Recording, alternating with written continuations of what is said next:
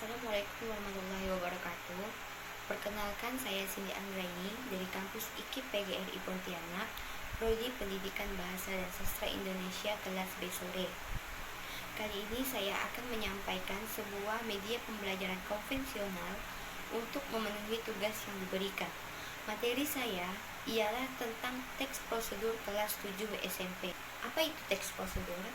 Teks prosedur adalah teks yang berisi cara, tujuan untuk membuat atau melakukan sesuatu hal dengan langkah demi langkah yang tepat secara berurutan sehingga menghasilkan suatu tujuan yang dihasilkan.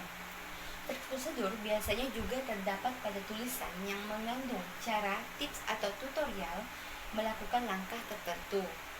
Ciri-ciri teks prosedur: yang pertama, menggunakan pola kalimat, perintah atau imperatif yang harus ditaati dalam pelaksanaan teks prosedur. Yang kedua, terdapat panduan langkah-langkah yang harus dilakukan. Dan yang ketiga, ada menggunakan kata kerja aktif. Yang keempat, menggunakan kata kerja penghubung atau konjuksi untuk mengurutkan kegiatan. Yang kelima, terdapat aturan atau batasan dalam hal bahan atau kegiatan. Yang keenam, menggunakan kata keterangan untuk menyatakan rincian waktu, tempat, dan cara yang akurat. Dan yang ketujuh, terdapat isi kegiatan yang dilakukan secara urut. Teks prosedur memiliki kebahasaan, ada konjuksi temporal yang menerangkan hubungan waktu. Contohnya, selanjutnya, berikutnya, kemudian, lalu setelah itu. Berikutnya kalimat imperatif yang mengandung kalimat perintah yang biasanya digunakan untuk meminta atau melarang seseorang untuk melakukan atau tidak melakukan sesuatu. Contohnya, masukkan air ke dalam panci. Contoh yang kedua, jangan menggunakan gula terlalu berlebihan. Selanjutnya, kalimat aktif dan pasif. Kalimat aktif dan pasif. Selanjutnya kalimat aktif dan pasif. Yang pertama, kalimat aktif. Kalimat aktif adalah kalimat yang subjeknya dari sebuah pekerjaan atau kejadian. Kalimat pasif yaitu kalimat yang subjeknya dikenai suatu perbuatan berupa predikat atau objek, biasanya menggunakan imbuhan di, ter, dan kan pada kata kerjanya. Contoh kalimat aktif: kalian memasukkan air ke dalam panci. Kata memasukkan adalah kata kerja aktif. Contoh kalimat pasif: Contoh kalimat pasif: api dinyalakan terlebih dahulu. Kata kerja dinyalakan adalah kata kerjanya karena terdapat imbuhan di.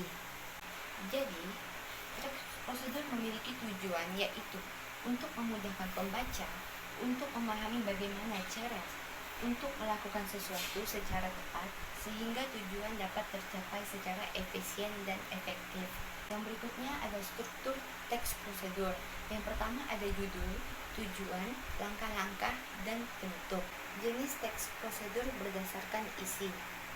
Teks prosedur sederhana yaitu berisi langkah-langkah yang mudah. Contohnya cara mencuci tangan yang baik dan benar. Yang kedua, teks prosedur rumit karena berisi banyak langkah-langkah untuk melakukan sesuatu. Contohnya saat ingin memasak atau ingin membuat makanan. Karena saat ingin memasak atau membuat makanan, kita memerlukan banyak bahan dan mempunyai banyak cara untuk membuatnya. Yang ketiga, ada teks prosedur protokol. Teks ini tidak terlalu rumit karena pada setiap langkahnya bisa diubah, tidak harus runtun. Walaupun diubah, hasil akhirnya akan tetap sama. Berikutnya ada jenis teks prosedur berdasarkan tujuan. Yang pertama ada cara melakukan sesuatu. Yang kedua, cara menggunakan atau mengoperasikan sesuatu.